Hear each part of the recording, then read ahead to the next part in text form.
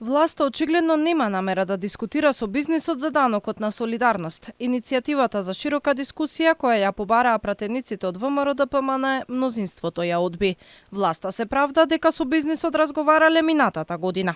Опозицијата побара да се кажат аргументите за даночната реформа и да се каже каде точно ќе се потрошат парите, односно да бидат наменети за нова програма солидарни мерки во услови на криза, но и ова беше одбиено. Овој предлог закон за солидарен еднократен данок е само собирање на дополнителни пари за да се покријат дупките направени со Бехтел Енка. Веќе ако се оди на воведување на нов данок, кој што оптоварува многу стопанственици и нивни вработени, тогаш барем тие средства од тој данок да бидат искористени за солидарни мерки во услови на криза. Самиот данок е вонреден, еднократен и всушност и намената на овој закон е дека овој данок не е неутрален општ како што се другите даноци што се за финансирање на буџетот, туку точно се знае намената и затоа се става во програма П1 мерки за справување со COVID-19 криза и други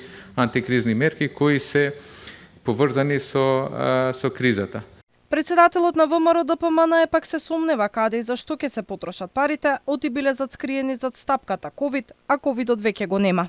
Ако го видите предлогот, ќе видите дека средствата кои што евентуално би биле собрани од овој закон ќе бидат ставени на ставка во буџетот каде што немаме транспарентно увид во тоа како ќе бидат тие трошени, односно ќе бидат зацкриени како ковид помош, иако ковидов одамна помина. Стопанските комори се остро против законот. По клубот 100 најголеми од стопанската комора, денеска и од комората на Северозападна Македонија реагираа дека новата давачка ќе ги исцеди. Сме против таков закон кој ги оштетува компаниите во нашите членки, не само нашите, и воопшто компании кои веќе имаат планирано тие средства да ги вложуваат и така натаму, значи донесување на таков закон, мислиме дека е непродуктивен и сме против тој закон.